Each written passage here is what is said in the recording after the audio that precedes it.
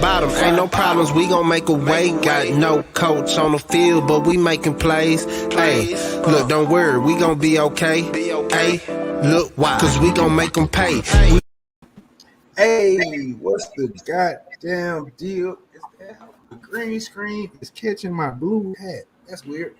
What's the goddamn deal, people? It is your boy, Marley Bets. And this right here, this is Brothas N Bets. And when I'm talking MLB, I got the homie Moose Money with me. What's going down, Moose?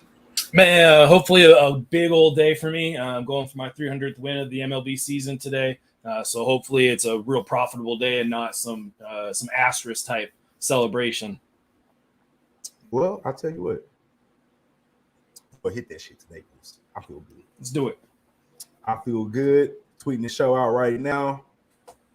We're going to have a good day. Last time, I'm going to go over our quick records real quick. We had a good day on the show. I expect us to have another good day. I think actually the last 2 or 3 shows, they haven't been consistent. I haven't been Mr. Consistent as of late. But the last 2 to 3, we had one bad one in there. But like the last 2 to 3 in a row, we've been good, Moose. We've been good. So I believe you go hit that shit. Yeah, I think my bad day, I think, was Friday. But then I came back and just smashed them bookies on Saturday. I was able to get everything right back and then had a decent day yesterday as well. Hey, yo. What's up, Dave? I'm going to have to get Dave on the show, man. Dave been hitting me up on Twitter lately. Yeah, this guy I have, man. I've been talking to him. I watched a couple Dave shows. Yeah, we've done a couple of like some kind of like, collaboration type of work. Hey, what are you looking at? And anytime you can use any kind of think tank, anytime you guys can use that collective brain power, it always ends up with some kind of at least a better feeling about what you got and what you're trying to do. Hey, we have to beat Vegas because Vegas got a motherfucking team of people and a fucking team of numbers and computer guys and analysts and all this shit and inside information that we don't have. Vegas got connections. Trust me. You're a fool if you don't think MGM, or there's only like 3 major casinos. They're all the same. Like MGM is really Mandalay Bay in New York. I don't know if you've been to Vegas. You're in Texas? No, dude, right? I've never been. I still have not popped my cherry on a Vegas trip. No shit. Fucking, are you kidding me, Moose? I went to Vegas when I was like a 10-year-old, and we went to like Circus. That doesn't count. And I threw up in the room, and we went told the receptionist, like, "Oh, don't worry about it. That shit happens all the time." Oh, that's a ringing endorsement for this establishment. Oh man, we got it. Circus, or it used to be before it got sold. Are we lagging? Circus is really MGM, or it was MGM, but it got sold. So all these hotels are connected. My point is, all this money and they're making off gambling. You don't think they got somebody that knows Adam Schefter? This is just a hypothetical. Maybe not Adam Schefter, but they know people that get inside information to get these lines out. They're trying to be this. Yeah, dude, case in point, how many times do you see the line pulled? Like they'll pull the game off of the book, and then all of a sudden the breaking news happens. What happens first? 9 times out of 10. Times out of 10, the game is pulled, and then the breaking news comes out saying, Derrick Henry's out for the game. Like it happens. Vegas knows first. Right now, I don't know if my book has it, but there is a book because I've seen the lines posted. They already have the lines for the Crawford Spitz fight. Keep in mind, this fight is not contracted yet. They're still negotiating. So clearly, somebody in the know or something has happened in the know where Vegas has some information that the fight is going to happen already because they already got fucking lines for it and they already posted one on some books. So somebody close to Spence or Crawford or the promotion or somebody, whoever, has gotten word back to one of the casinos. Like I said, there's only 3. They're all owned by like the same people. They just got different names. Yeah. Told them that, hey, they've already agreed to XYZ. It just hasn't been signed. Here's where the arena's going to be. Give us the odds. You know what I'm saying? Or here, do what you will. So like just think about it. If you owned a betting city, we'll say, or even just a major casino, and you got all these people are making money off your lines that you get to set, you wouldn't, and you had money to have inside information, you wouldn't go get it? You'd be a fool. Yeah, I mean, and dude, Dave's point exactly. It literally just happened when you saw Paolo's stock all of a sudden just soar. Oh, yes. It was like, oh, what the hell's going on here? Like why is his odds getting so like why are they getting priced out now? And sure enough, somebody knew something. Somebody had gotten word from the front office that was going to be the pick, more likely than not, and those tickets just started rolling in.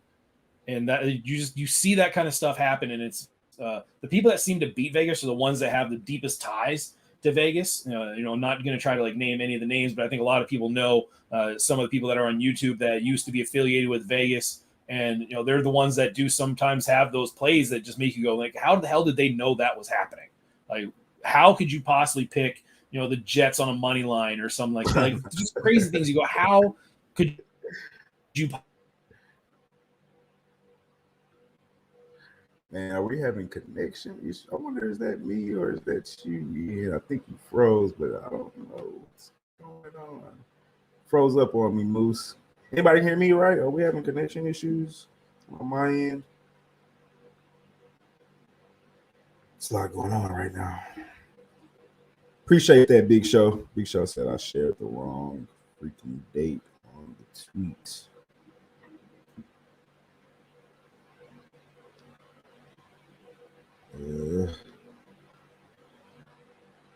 All right, so I think I lost Moose. Okay, appreciate that, Dave. Moose froze. Think I lost Moose. We'll get him back. So just until we do get him back, whoa, that got a little bit too close. Slide that back. Just until we do get him back, let's go over the last show. Go over our records real quick and get on started here.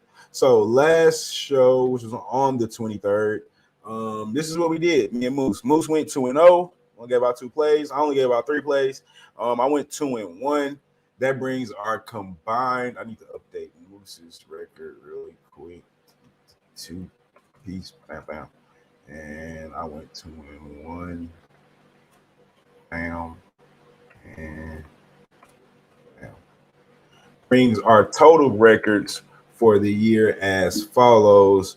Right here, I'm 28-17, 11 games over 500. Moose, my man, is 28-18, 2 games over. But as I always say, keep in mind, our very first show, Moose went like 1-10.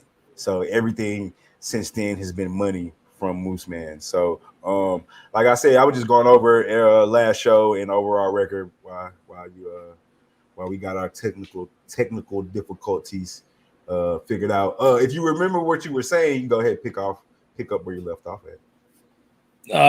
What were we talking about? I don't know. So it's like it was Stoner, dude. I'm not sure where I got cut off. I remember talking about the Paolo, that thing happening. That's exactly what we were talking about. The Paolo. And then, how certain people in Vegas, like they seem to know things. That's what you were saying. You were like, I'm not going to name names, but certain people in Vegas, and then I think you got cut off. Yeah, okay, all right. Yeah, there's certain people in Vegas that seem to have either they know the stats that they should be looking at, like in terms of a positive recognition. Like Ralph Michaels is one of those guys that he seems to have these deep dives on stats that are just so out there that you go, how could anybody have the resources to be able to look this type of stuff up day in or week in, week out? And those are the things that some of these Vegas insiders is they realize are necessities in order to have success against sports lines and sports odds. It's all the things that happened when sports gambling got big out in, I want to say it was Harvard. I want to say it was the business or some business students at Harvard that started making money off of Ivy League games, and then the sports books got wind of it, and they started putting together way more research into how they set their lines. Really? Yeah, I'm not sure if you knew that. Is that like a movie or a docu? I think it's just history. I don't know if there's a documentary on it right now, but that sounds like that'd be a dope ass movie. Some real fucking nerdy kids started making money off college, or you said Ivy League. What football? Did you even name this? Basketball, Ivy League basketball. Yeah, it's like so they would just go down to those Ivy League games that nobody was betting on, and they'd realize like, oh shit, these 3 guys for this team are out, and yet the line does not reflect that. All the things that we Oh do now that we shit! totally just assume everybody is done for the history of sports gambling, like that shit did Right? not happen. Like No that's shit. all I've never recent. heard that story. That's crazy. Yeah, yeah, they would. It was like the 70s, like 70s, 80s, somewhere in there. No fucking shit. Wow, that's a great story. I would fucking watch a movie about that. For sure. It reminds me of that fucking the card movie where they were counting cards Oh, you're talking about Rain in Man. Vegas. Is that what it's called? Yeah, with what's his face? No, Tom dude, that's Cruise. not what it's called. No. Yeah, no, that's exactly what like. Are you He's got sure? autism and he counts cards. Yeah, no, not that movie though. But I not that movie. I know that movie with the autistic guy. No, there's a Are you saying movie about like a Rounders? group of like MIT kids, like were like counting cards in Vegas. Oh, I think they were playing blackjack, if I'm not mistaken. Um, I don't know if they got caught, but they were counting cards, dude. And obviously they must have got. I don't know how. I don't know if they got caught or they just came out with it. I'm not sure. James, my guy, what's good? Yeah, I can't remember it, bro. But I think maybe was it called Rounders? Did you say Rounders just now? yeah, 21. that's There we go. a poker movie. Yeah. 21. 21. Oh, there you go. They were playing blackjack. Exactly. I think they were MIT students, though, if I'm not mistaken. Isn't that like the smartest of the smart kids, MIT? I don't know. I never got invited to those parties. I don't know if they partied like that, did they? Well, I guess I'm ours just did saying, party, so. like, I would not run in that kind of culture. Like, I was not in like the nerd group or the smarty pants group. The one class I got into an AP class on, I somehow got my hands on the teacher's instruction manual, so it was a super easy class for me. That was funny story, real quick, so we can get into the shit today. So, middle school. I'm a neighborhood kid, public school, all black school, middle school. Take our standardized testing. I must do well because the following upcoming year they put me in AP classes, advanced placement classes.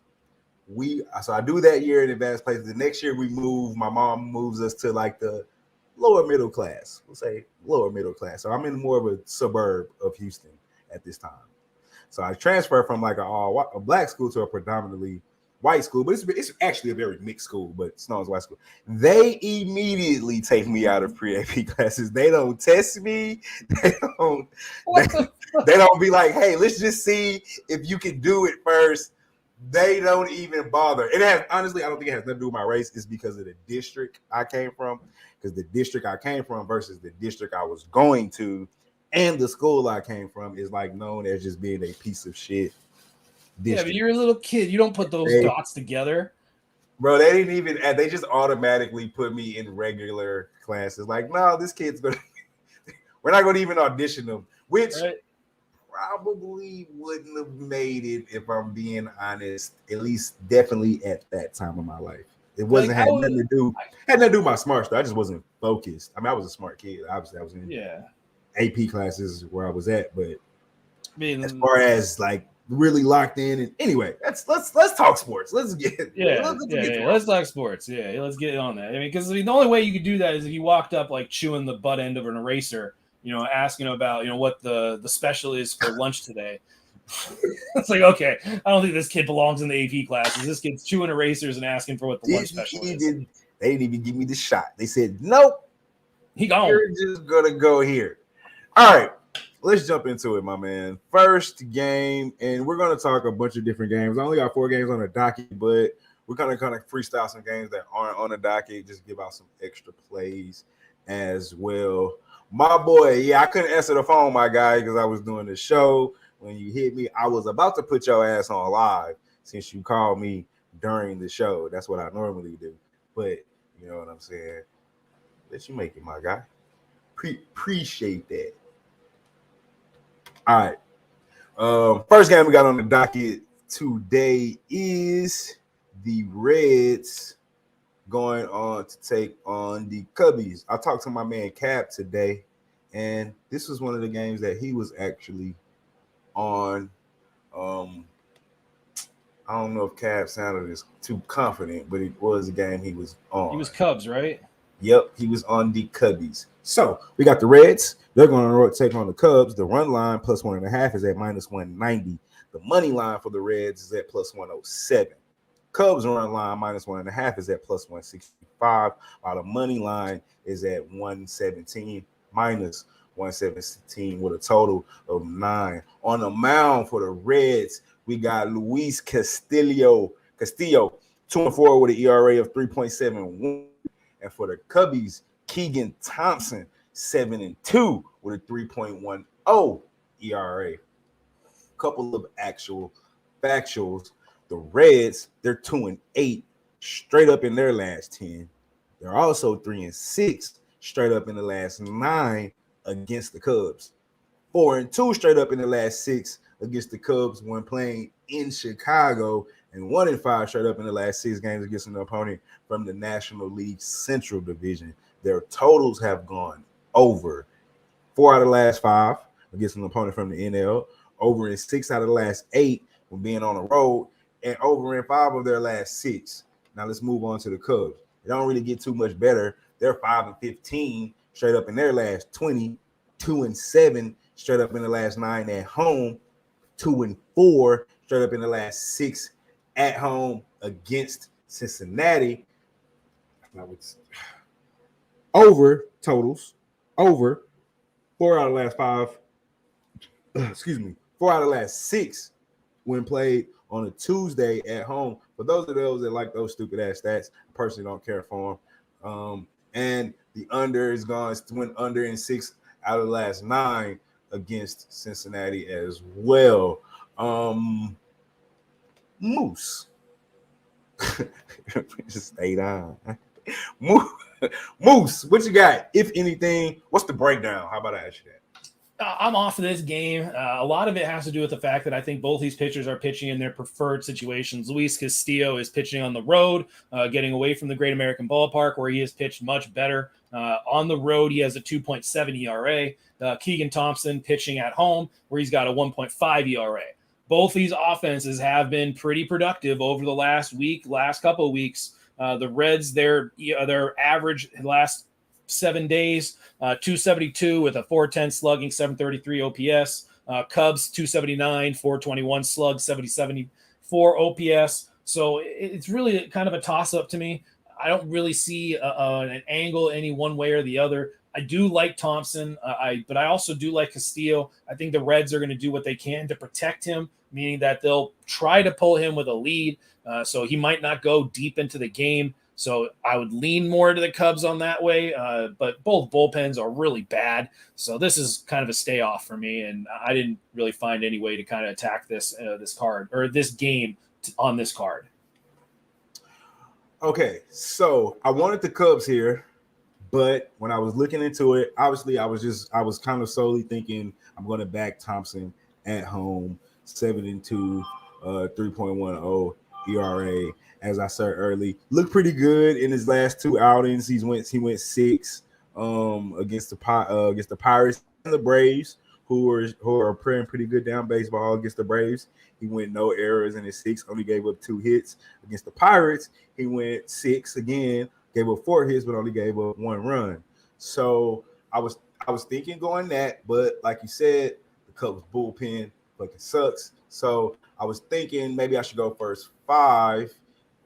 But then I started looking at Castillo, and although he's 2-4, he hasn't been pitching bad though. His ERA is at 3.71, and so I was maybe thinking I didn't want to fade that, so because the Cubs bats aren't anything to brag about either. So maybe I was thinking maybe a first 5 under. What do you think about that play? I would be on that, except for how well both these teams have been hitting very recently. Right. Like I said, the Reds have been hitting. I mean, not like they're hitting for power. So they're not hitting like home runs and extra base hits. It is a lot of singles, but you do see a higher average from both of these teams. The Cubs 279, Reds 272. Even when you move that out for the past 15 days, you still see the Cubs hitting 259, which for a 15-day sample size isn't as great. You will see the Reds not hitting as well, 245, but they did face the Giants, who have seemed to have fit their stride with their bullpen recently. Okay. So maybe I should just stay away. Yeah, I'm off of it, but I can understand the Cub love, but I do respect Castillo enough to not just try to attack a first 5, thinking that he will pitch well enough to keep them in it. Okay. Moving on. I'm going to hold off. Then I won't make a play on that one. But that's why I was leaning. I wanted to go money line, but I'm not confident with the bats, nor am I comfortable with the bullpen. So I was thinking first 5. Not too comfortable with Castillo. Not fading him right now. And Dabby, what up, my brother? And yeah, so I'll just pass. I was hoping you could convince me to take the Cubbies, but Nah. Guess I'll pass as well, my brother. All right, so let's keep it on moving here. Boom, we got the Red Sox. Probably going to be the most rated watch game today. Astros, but I'm a homer. What am I to say? Red Sox, Blue Jays. Should be a pretty decent game. I think so anyway. Red Sox run line plus 1.5 is at minus 160. The money line plus 124. Blue Jays run line minus 1.5 is at plus 140. And the money line is at minus 134 with a total of 9. Good pitching on the mound today. We got Michael Wacha, 6-1 with a 2.34 ERA, and Mr. Ross Stripling, 4.2 with a 3.08 ERA. Excuse me. Couple actual factuals.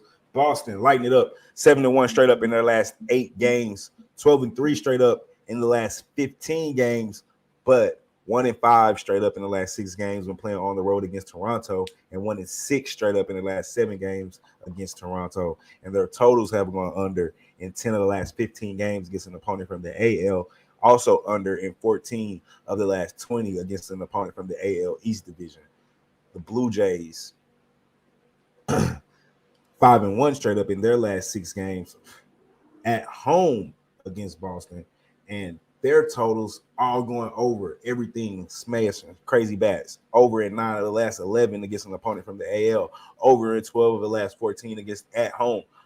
Over in 7 of the last 8 games. Only thing that's going under is 6 of the last 8 against this Boston team have went under.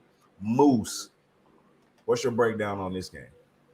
So I am on the Blue Jays first 5. I would be on the Blue Jays full game if their bullpen just wasn't so super inconsistent.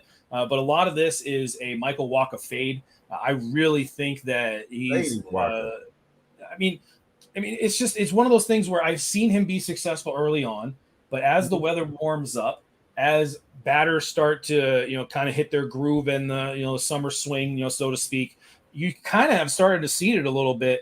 In his last few starts, even against the Tigers, 6 innings, 5 hits.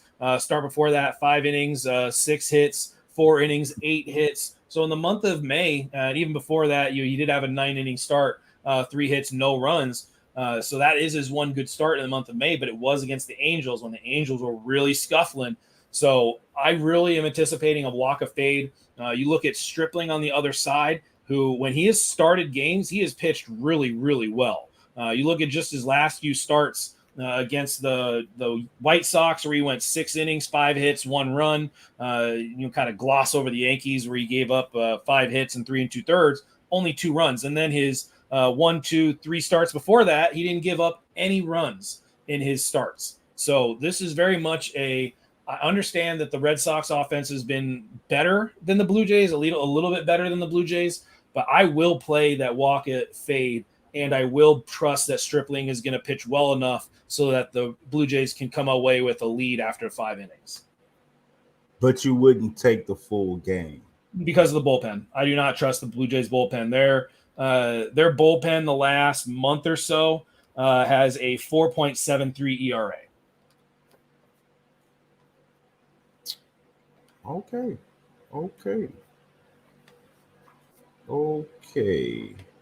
So I was thinking an overplay here, What are your thoughts on the total? I wouldn't hate it. I would not hate that because I'm counting on the Blue Jays to hit Waka. I am expecting the Red Sox to eventually hit the Blue Jays, so I wouldn't hate an overplay. It's just that it's 9. If it was 8.5, I would have been way more. I would have been way more aggressive in trying to get on that. But at 9, meaning I got to get 10 runs to cash, I'm just off. Maybe just play it up a little bit, 9.5, get better, get a better juice on that, and then you can at least lower your bet amount and play it that way. That might be one way to go. But I just didn't really want to attack an over at a 9 or a 9.5. Gotcha. I really like that over, the way the fucking Blue Jays have been swinging the bats. It's more to the over than it would be to the under, but Waka can induce soft contact. So this could easily backfire where the Blue Jays are just hitting soft contact and not putting any drive into the ball. And it's a very easy, efficient outing for Waka. That is totally possible. But even you look historically at what the Blue Jays have done against Waka, just real quick, it would be Bo Bichette has hit 571 against him. George Springer, 3 for 9. Vladimir Guerrero is 2 for 7, with a couple of doubles. So they've hit him. Okay. You're doing a good job of talking me off these plays. I like, though, Moose. I thought that would have kind of talked you onto that.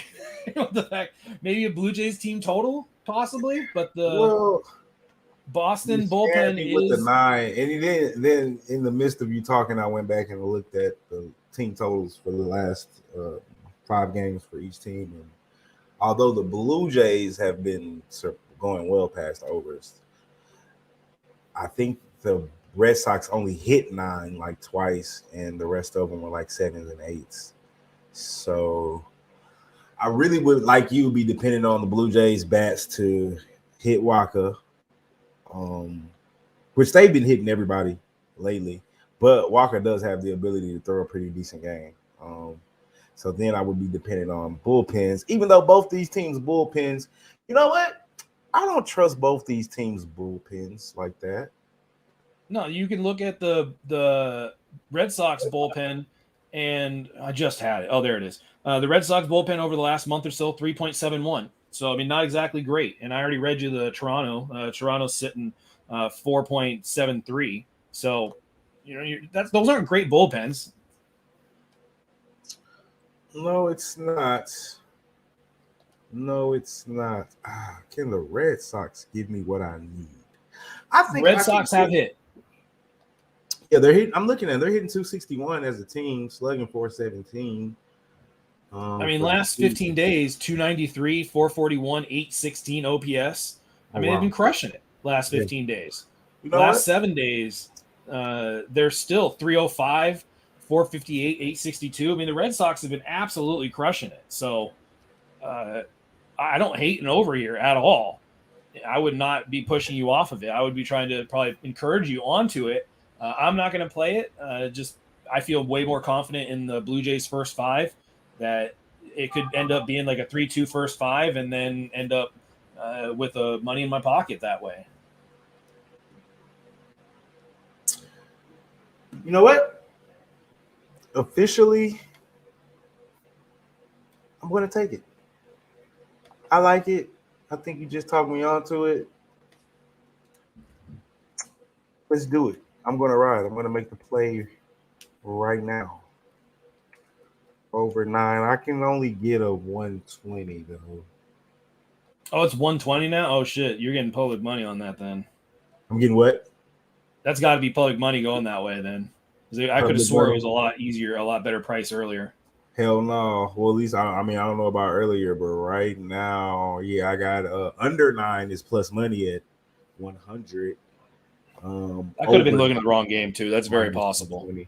That's fine. I'm going to take it. I'll pay the 120. I don't hate the over. The Red Sox are the number 1 hitting team right now. I'm just counting on Stripling, who has faced some really good offenses very, very recently in terms of the White Sox and the Yankees. You did enough to give me confident that I can have a lead after 5 innings. Yeah, I'm going to take it. I'm comfortable. I'm comfortable. I'm comfortable with it. I like it. I'm gonna take it. I'm putting it in right now. Yeah, there you go. Good. I don't hate that Give at all. me a second. All right, we're locked in. Cool. All right, let's keep going. I like it. I'm on it. Next one. I'm curious about this one.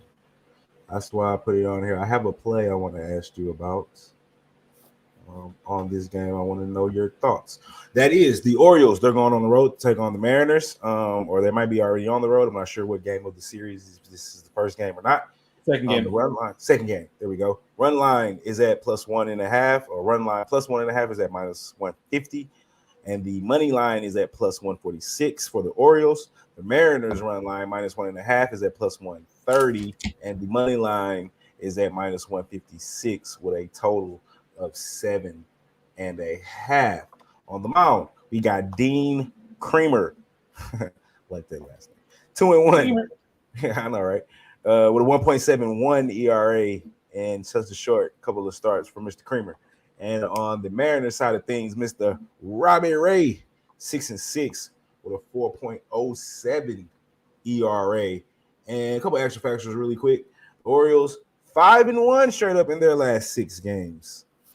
4-1 straight up in the last 5 games played in June. Their totals have gone under in 7 of the last 8 games. Under in 4 of the last 5 games on the road, and under in 5 of the last 6 against an opponent from the AL. The Mariners, they're 5-2 straight up in their last 7 games, but 1-6 straight up in the last 7 games at home. 14-6, however, straight up in the last 20 games at home when playing against the Orioles. Their totals have gone under in 11 of the last 16, but over in 4 of the last 5 against the Orioles. Over in 9 of the last 11 against an opponent from the AL East, and over in 4 of the last 6 games when they are the favorite. Moose, what's the breakdown on this one? All right. Well, I mean, first off, you have to check the lineups, and the Mariners do have Jesse Winker, J-Rod, Crawford. They're all in the lineup tonight. But that really hasn't helped them much recently. I mean, their offense has been really bad. I mean, the most hits they got were in that brawl on Sunday because they really haven't been hitting many baseballs. But they seem to find a couple of faces. All right. But I think the angle that should be looked at here, and I think it's a really good angle, is how the Orioles have been striking out, specifically how the Orioles have been striking out against lefties. They are striking out at a 25% rate, meaning of all the outs there, 25% of those are coming off of the strikeout. You look at Robbie Ray, who is generally a strikeout pitcher. At home, though, he is a much better strikeout pitcher. He had 10 against the Angels, 4 against the Red Sox, 10 against the A's, 10 against the Phillies. These are all home starts where Robbie Ray pitched. So I do have a player prop on this. I do have Robbie Ray over 6.5 strikeouts at -143. So that's one of the ones I jumped on. I couldn't really get on the side. I did take the Orioles last night, but I did like I did like Tyler Wells quite a bit more than Dean Creamer. So I do feel more confident in attacking this from a K prop perspective rather than a side or a total. Okay, I hear you. What I want to know is, how do you feel about a Creamer first 5? I mean, are you trying to fade him, or are you trying I to? want to take Creamer first 5. I mean, that's fine. I mean, I don't really have too many issues. Plus the run line plus half points plus money. Yeah, and the thing is that the Orioles have been playing better baseball than the Mariners, just flat out. But I think that the metrics on Creamer are going to start to come back to normal. He's got like what, a 1 point? I got it right here, 1.71 ERA. Yeah, it's something unbelievable. But I don't think he's going to stay at that. But no, and his expected ERA is 4.34. Expected batting average 278. Expected slug is 472. So there's going to be some regression for him. For sure. It's just, will it come here against the Mariners, who haven't been hitting recently? Probably not, I would imagine, but I'm not banking on that. I'm not going to try to put money on that. I think that the Mariners yesterday was just kind of a clear flat spot for them. They could bounce back today, but it could also be just continued problems for what has been a really bad offense. So I think it's an Orioles side, but I'm not confident enough to bet on it because I prefer to take the Orioles at home. I think you have to choose your spots with them, and I don't think Kramer's the spot to choose. Wells would be. I will take spots on Wells, but on Tyler Wells, but I will not be taking that spot on Dean Kramer today. Okay, I'm going to make an official play because I already took it before we even came on. Yeah, you're getting a run. Yeah, and when you're getting a run against the team that struggles to hit, that's valuable. And it was plus fucking money with a guy who, a young guy who's thus far in the season has pitched really well. And I'll leave it at that. I expect him to regress at some point. Obviously, I don't think his ERA is going to stay at 1.7 something. No. I think that's what it's at. But 171, it's not staying there. Yeah, obviously. But I don't know what kind of pitcher he's overall going to be. I don't think he's going to be at the 4s. I think he'll be somewhere around 3 something maybe when the season ends. But I haven't watched a lot of his starts neither, so I'm kind of just basing everything off the numbers versus like really watching him pitch, which is probably not the smartest thing. But that is a play I did, so I'm going to give it out as my official plays. This should count on my official record, and it will. And so, yeah. Whatever. What are you going to do? I already took it, Moose. You couldn't talk me on or off because it was already bet. This one. Yeah, I mean, I took the Orioles last night, so I'm not going to hate on it. This one is also already bet, Moose. So I don't even want to do the analysis because we already know what I'm going to say. Moose, what is your breakdown on this game? I got the Astros, by the way. Surprise. Yeah, we all figured that one out. Yeah, I don't think anybody I don't think you needed to clarify that. Right. I just thought, just in case, we might have some new people. I don't know. Yeah, new viewer, not knowing that basically any Astros bet is always going to be Astros on the money line, run line. I don't think I faded them one time this season. I haven't bet them every time this season, but I don't think I haven't faded them at all. Yeah, this was a complete stay off for me. This just screams red flags for me all over the board. Big thing is Cookie Carrasco at home. He's pitched much better at home, and that's at home after a loss. Those things point Mets. Mets have not. I mean, Mets have been playing meh kind of recently. But I think that at home that it's tough to fade them. I know that the Astros have already been in New York. Just left New York. Yeah, just left New York. They hadn't seen Valdez. Well, we hadn't left New York because we're still there, actually. Yeah, I mean, just kind of a different part of the city, really. Just took the subway over to the other side. Right. But we just came off a series before the series with the Yankees, a 2-gamer with the fucking Mets. Yeah, and you guys, didn't you take 3 out of 4 or 2 out of 3 from them? I thought it was only a 2-game series really quick, but... Was it a 2-game? It was a split, or did you guys take both? I think we beat their ass. I'm looking it up right now. Give me 2 seconds for the page to load.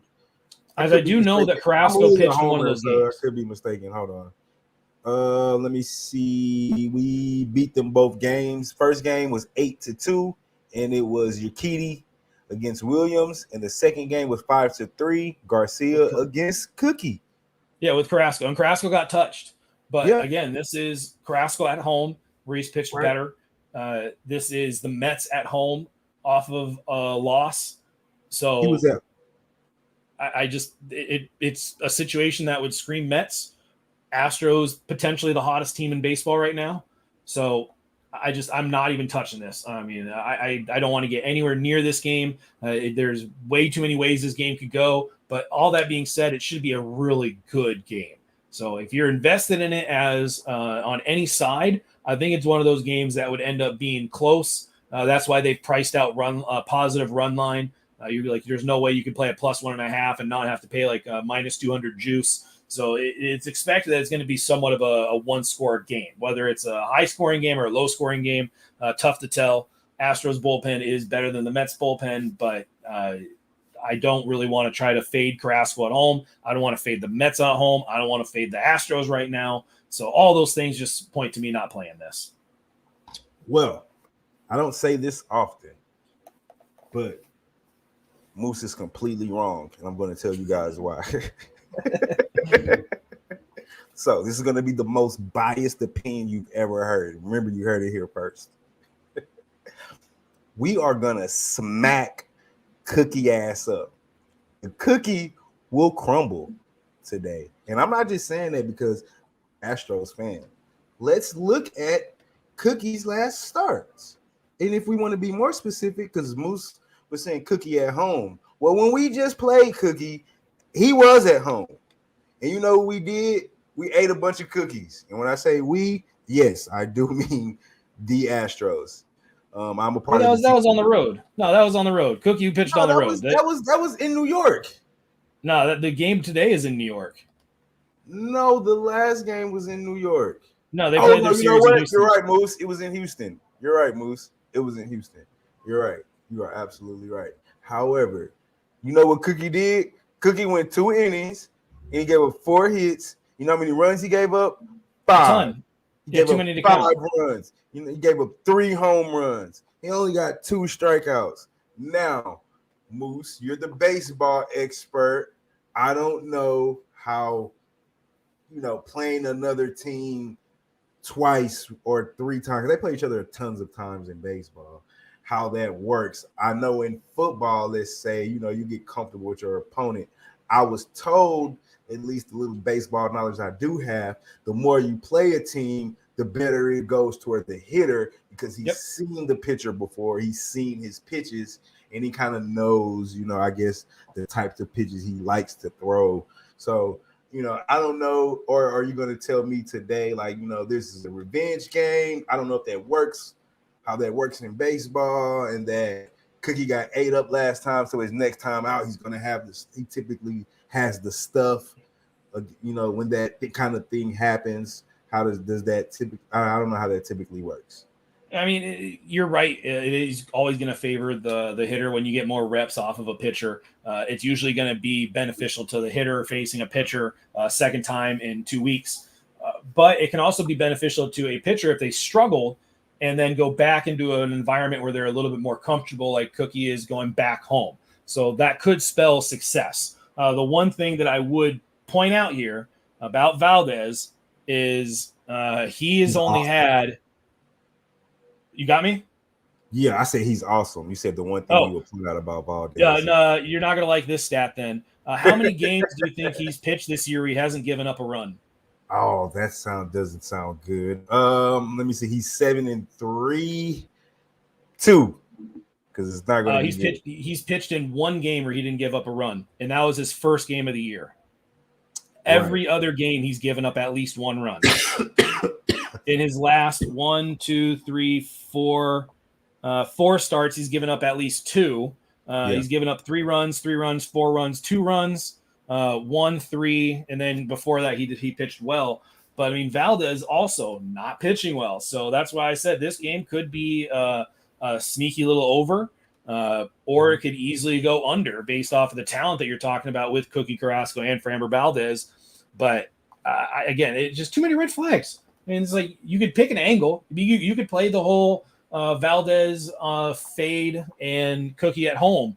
That could be an angle, and you could make a case for that. You could play the Astros playing New York teams right now and how successful they've been. You could play that angle, and you could make a case for that. So there's just too many angles and too many cases to be made. I'm going to find my way to a different courtroom and make my case for other plays. We run New York. Just in case, right? That's kind of what you're doing. Yeah, just in case I get some Yankee fans that come back and watch this later on or tonight. We run New York. I seen a reporter or somebody from the Yankees post something about the Astros before the series started. And although we end up splitting the series 2-2, we really was on their ass. It took them 2 walk-offs from Judge, and they should pay Judge to stop playing with this man's money and just pay him. MVP. Man, just pay the man 2 walk-off ninth innings hits for him to get those 2 wins that they got. Because before that, and before both those games, they were losing. They had to come back. So we're talking about the best team in baseball. Don't listen to what anybody else tells you, including Moose. I just said that they're like the number 1 team in baseball. Come on. I'm just saying, just in case, you hear some other stuff from other people. Yes, Jo. We, me, and the Houston Astros. I am a part of all Houston teams. I'm not sure about that football team. We got a rocky relationship. There's some things that I question with ownership. But are they allowing to play in the NFL this year? Are they allowed? I don't know. Things are about to get really messy. If anybody been keeping up with those reports, because I think somebody said they're being sued now for enabling Deshaun's Freaky Watt, as I call him. I call him Freaky Watson. Yeah, I'm starting all the NFL stuff. Like I got all my note cards. Like I'm getting them going right here. You're already going. And, I'm going. First thing I start with, I'm looking at win totals. I haven't dove in. I don't want to tease myself this early. I'm gonna wait. I need to look up all the trades. Is normally where I start. Well, the only ones I'm gonna place right now would be unders. So like a Texans team win under would be like a look I'd want to go. Yeah, I'll look at that. I think I've looked at it. Haven't made any moves. I've looked at the numbers yet, but I need to look at what free agents have went where, what roster spots, who's gotten better, who's gotten worse. I need to see the coaching changes. I need to remember who's like. I know Lane Kiffin's in Oakland right now. Not Lane Kiffin, but the other guy from New England. Whatever. The coaching changes, the quarterbacks, learning new systems. But that's like the first shit I figure out, who's doing new shit, because it takes time to learn new shit, and it takes time for a new quarterback and a new receiver. So those are like it's hard to bet the first week because you don't really know what's going to happen. So those are the angles I like to look at. Like who has to learn new shit, because it's hard to learn new shit when you've been used to talking and learning and saying the same shit and throwing to this same receiver. His breaks. When he's about to break out of his cut. Now you've only had one season, or not even a full season, but an off season to try to fast track all this shit before week 1, 2, and 3. So because it's kind of hard to just look at rosters and last year's information to judge football, because there's so much parity and shit changes from year to year so fast. So first couple of weeks, all you really kind of got is the powerhouses of what you expect to be good and expect to be bad, but you got to look at all the turnover. So at least that's an angle I play. I try to find what teams have the most turnover and fade them the first couple of weeks, because they're going to take time to get to learn a whole new defensive system, a whole new offensive system. You know what I'm saying? Do they like the coach? Do they like the new shit? You know what I'm saying? Are they sure it works? Are they going to be fully invested in it? You know what I'm saying? How long does it take with his receiver? What kind of offensive line changes have we had? You know what I'm saying? So I need to dive into free agency before I get into picking win totals and actually making. Yeah, that's why I start the cards, and it's just filling out information. There was only a couple that jumped off the page to me. What you got? Should we talk? I'm done with the card if we want to. Let me do it real quick, just because I literally looked at it last night. It was Packers unders, Bears under, but I think I'm probably off the Bears. What's that Bears under? That might be good. The Bears are going to suck. What's that under? It was the Bears. Bears under was 6.5 at -130. The Packers wins under. Take that. Was 11 at +105. I just kind of think like what was the under 6.5 at what? What was the -130? The Bears are gonna suck, bro. They don't have an offensive line.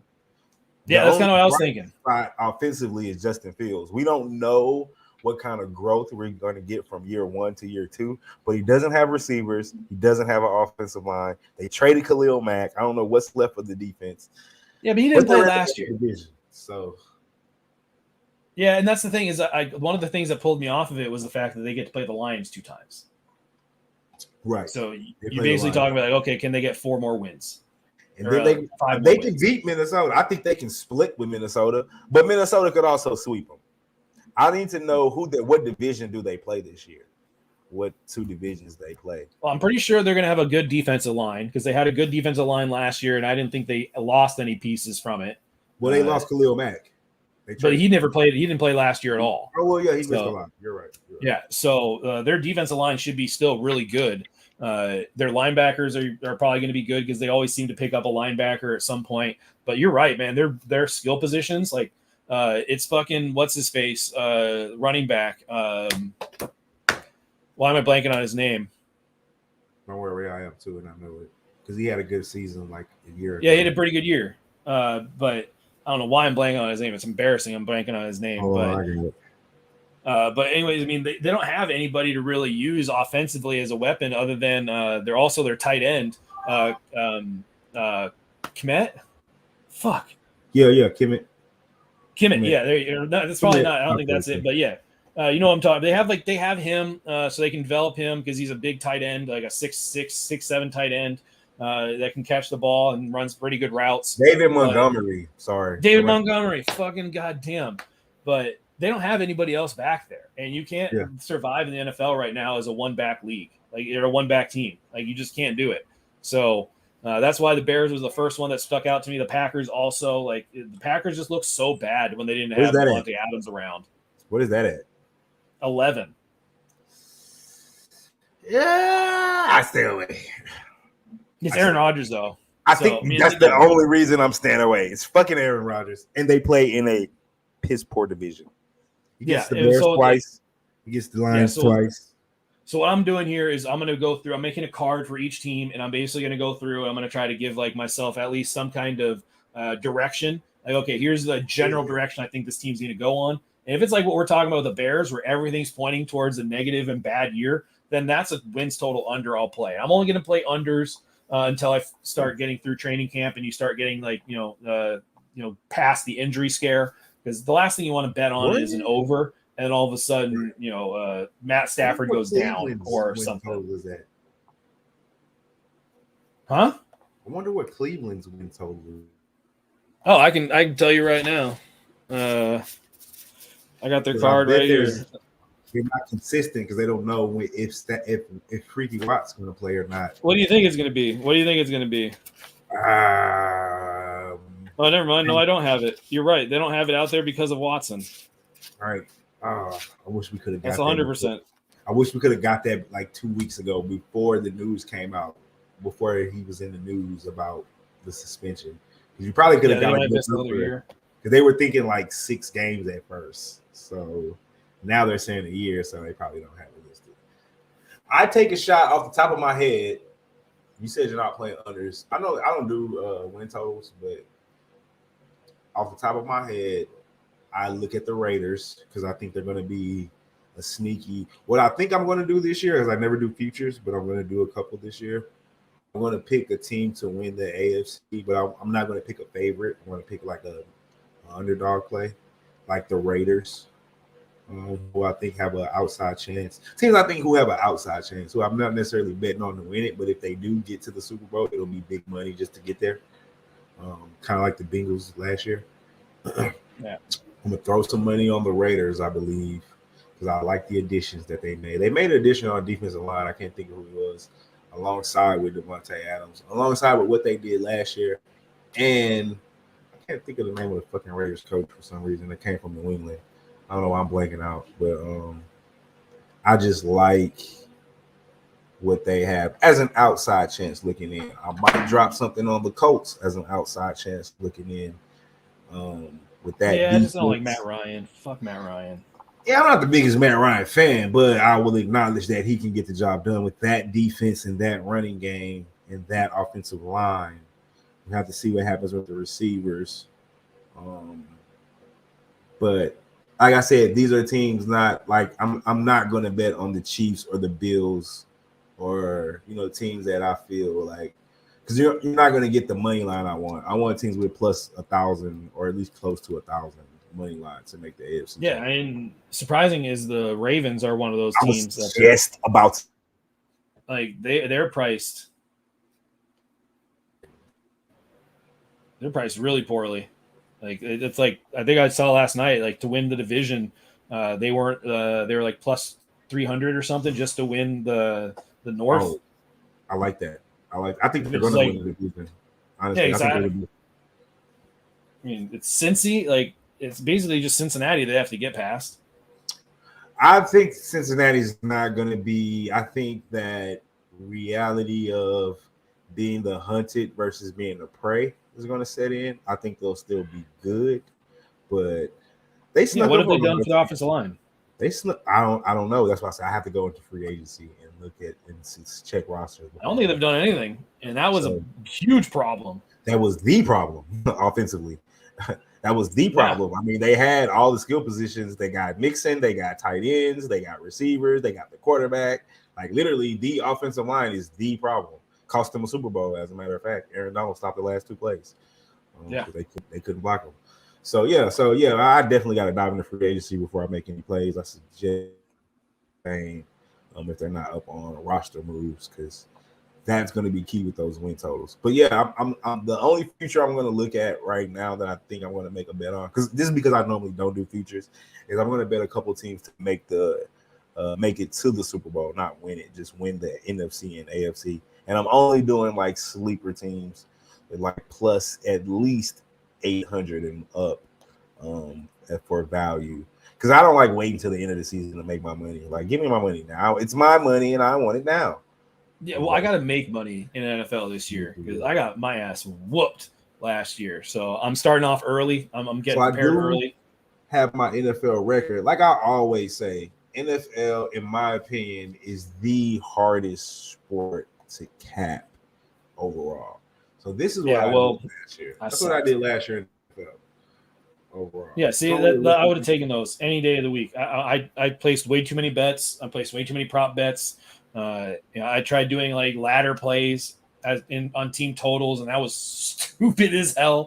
It was just so many stupid things that, looking back on, I go, I was not as good of a bettor as I am now in terms of managing bankroll and all that kind of stuff. But a lot of it was also not being able to jump in the chat and like talk to everybody and like hearing all the different types of opinions, because really it is all about the chat. Like that's really where a lot of the information that you should back and figure out comes from. I can guarantee I've become such a better now that I've relied on the chat for basketball and using it for baseball. Like it has just made me a better.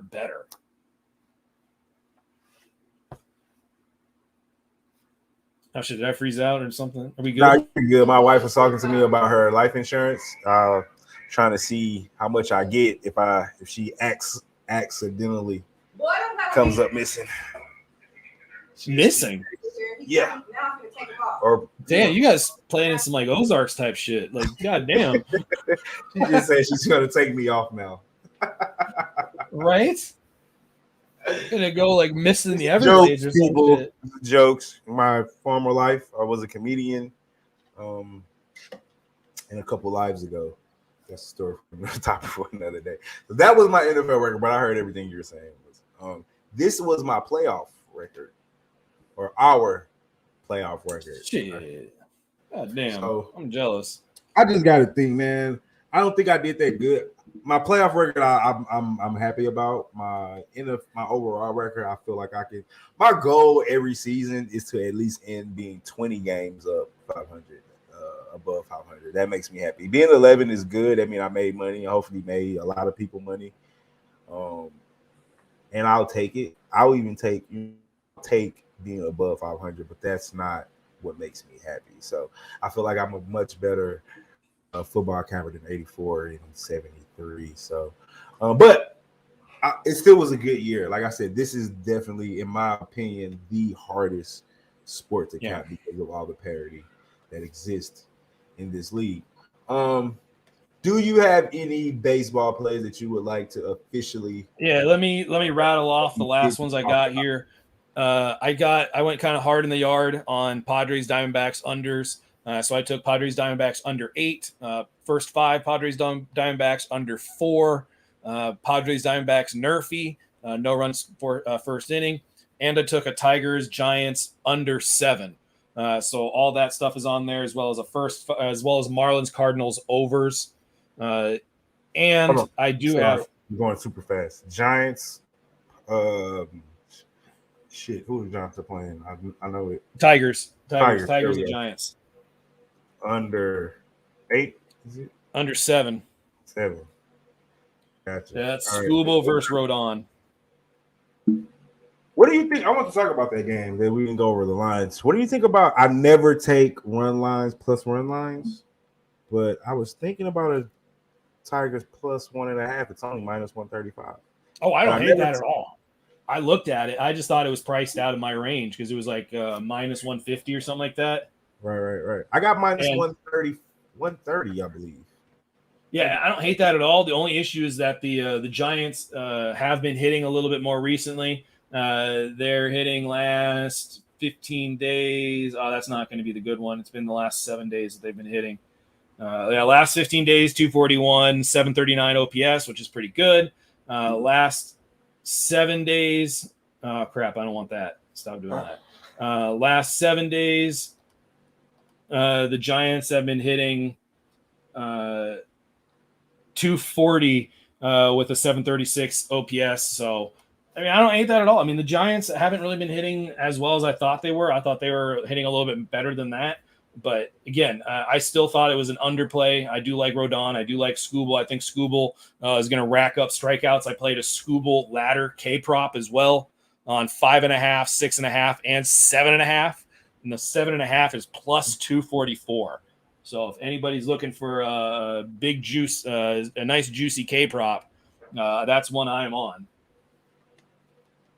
All right. I think I'm going to take it. I was looking at it. I wasn't sure. I wanted to ask you: Is the Tigers bull good as advertised earlier in the season when we were talking about? It hasn't been as good, but it's still good. I think I'm going to move on it. I'm getting excuse me. Oh, you know what? Yeah, I'm getting plus 1.5 minus 130. I didn't think that was bad for a plus 1.5 against a team whose bats haven't been the best. I got the other team's ace on the mound. He had a bad outing last outing, but before that, he's been pretty reliable. Yeah, last few outings, he's been pretty rough. That's why I was off of that. Scuba has really been tough the last few outings out. He has really been struggling, but I think that the Giants are just swinging and missing way too much. They're swinging and missing like at 25% rate. So it just leaves me to the K prop side more than anything, and then an under more than anything. Okay. Oh, your Astros are already up 4-0. There we go. God damn it. I'm glad I stayed off the under. I almost took a shot on that fucking over, but I can't bet Astros overs, man. It's just something I haven't been able to pull the trigger on, honestly. And they've hit a couple here of late, but I can bet an over 7 with them. But anytime I see an 8 or a 9, I'm just like, I can't bet that over with them guys. Their bats are so iffy, but good shit. What was your cards play? I did hear you say you had a cards play. Over full game 8.5. Over first 5, 4. I'm sorry. Yeah, over 8.5 full game. Over 4.5 first 5. Over 8.5. Over first 5. 4.5. First 5, 4.5. And I'm also on the A's Yankees under 4, but those games have all started. Yeah, I'm just making sure I have your official play. Whatever official plays you want to give out. I should have asked you that earlier for some of us not really realizing the time. Oh, yeah, I won't add that since nobody can take it. All right, so right now, this is what I have you on. I think I'm missing a player or two, but let me know. I got you on Padres. I tweeted it out, so if anybody wants to check out the full card. Yes. So, you got Padres. I also tweeted out that full card earlier, so. Yeah. Because you got the Padres first 5 under, full game under 8. I'm also on the Nerfy for that one as well. The no-run first inning. No-run first inning, okay. I also got Tigers Giants under 7. Got that one. Who was the Nerfy for? Padres Diamondbacks. Padres Diamondbacks. Okay. Yeah, both pitchers have good ERAs in the first inning. Manaeus is over Manaea 3.5 Gallon, gallons. right? Yeah, Manaea Gallon, and Gallon is like a 1.8. So, I'm just going to ride that little statistical advantage. Marlins Cardinals first 5 over 4.5. Marlins Cardinals over 8.5. Marlins Cardinals first 5 over and full game over. Yep. And first 5 Blue Jays -0.5.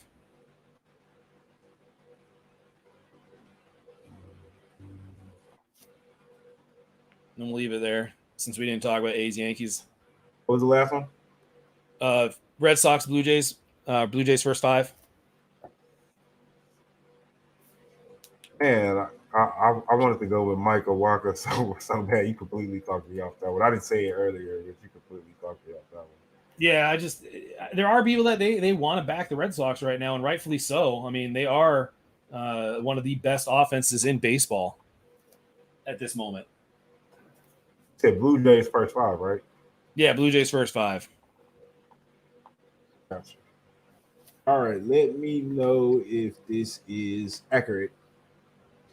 Padres first 5 under and full game. What is that? Oh, under 4. Excuse me. Under 4 full game. Under 8. Giants Tigers under 7. Cards over 5 and over first 5. Also, no runs first inning for the Padres and D-backs. Marlins Cards first 5 over, full game over, and Blue Jays first 5. Perfect. Oh man, I got 3 plays for you guys. Blue Jays, Red Sox over 9, Baltimore first 5, set plus 100. Following Creamer, Astros money line that I already kicked off, but it was good at the time. We gave it. I'm also going to take those, taking a chance here. Tigers run line plus 1.5. It was minus 130. Thought the value was pretty decent. Maybe I could get another good inning from Screwball. The Giants' bats have been, to say the least. So I think if we can keep it tight up until the bullpen, we can get it in. Probably be a run game. I like my chances. I'll take that there. And other than that, my brother, you gave out your props, right? Yep. Gave them out. Do you want me to go through them real quick? Yeah, go ahead. All right. Real quick, I'm on the Brandon Woodruff over 5.5. Shane Baz over 5.5. Tariq Skubal ladder 5.5, 6.5, and 7.5. And Robbie Ray over 6.5. Gotcha. Well, we are at the end of the show. We actually went over an hour today. Probably a little football talk, which that did my it. bad, man. I fucking love football. I can't wait till the season starts. How easy. Yeah, I already started, bro. I didn't wait. That's one of my least favorite expressions. Because if I start capping, I'm gonna get antsy, and then I'm gonna be eager, and I'm gonna be waiting on the games, and it's like we still got a month away. So I want to wait. My family reunion's coming up. I'll probably wait till like the end of July, beginning of August. I'll start after my football camp. My little league camp's coming up in about 2 weeks. So after that, I'll probably start looking at some shit, see what's going on, see what's going down. I think there's a free agency period that's coming up, if I'm not mistaken. Some kind of like unrestricted agents or something. I don't know. Something's coming up though on the deadline. I thought everybody was all signed. Could be. I could be wrong. I don't know. I need to look at. That's why I say I haven't done my football stuff yet, so I need to start. I haven't started. I just started. So I'm excited, but I normally do college first. I'm waiting on Coach and who banging Big Rat Gould and DJ Big Boss to do they're supposed to be doing a show on each conference this year, and they're focusing on like coaching changes, portal free, in essence free agency, but who portal transfers and stuff like that for each conference. So I'm waiting on them to do the research for me, so I don't have to do it myself. before college starts. So I normally do college first because it starts first. But yeah. Moose, let the people know where they can find you at, my brother. If you haven't done so already, hit that like button, share out to friends and family. You guys can find me on Twitter at Moose Money Bets. Do not hesitate to reach out, ask me any questions. Let me know what you're thinking, or if you want to have any advice, if you want to get any suggestions on anything that you're looking at, or if there's something you want me to look at, do not hesitate to reach out. This Moose is friendly and approachable. Man, always faded. You a little late, my brother, but hey, I appreciate you joining the show. Catch us tomorrow. Hit that subscribe button. And just for, just because you just tuned in, I will place our picks one more time that we have for today. My man Moose Money, he has Padres first 5 under 4 and full game under 8. Giants Tigers under 7. Cards over 8.5. First 5 over for the Padres D-backs. I got to go back because I forgot this play for them. No runs first inning, Padres D-backs. Marlins Cards first 5 over and full game over. I wrote this crazy. And Blue Jays first 5. Me, myself, I am on Boston Red Sox and Blue Jays over 9. I'm on the Orioles first 5 plus half a point plus 100. Astros money line that was already started, and Tigers run line plus 1.5. So, and appreciate you tuning in. We mostly cover all sports, my guy. So hit that like and subscribe. Tune in next time. Catch the full show. Moose, did you get Moose's Twitter? It's right there at Moose Money Bets. Hit him up. Don't hesitate to call to send them any questions you got. Also, I am your boy. I am Marley Bets, and this right here is Brothas N Bets. Make sure you follow that on Twitter. And God damn it, you're never gonna get it, man. You're never gonna get it. I'm gonna get it. That is the right hand. Now I know. That is Moose Money Bets. Like yesterday, like today, and like tomorrow. Y'all already know what it is, man. Let's beat Vegas. We out this motherfucker.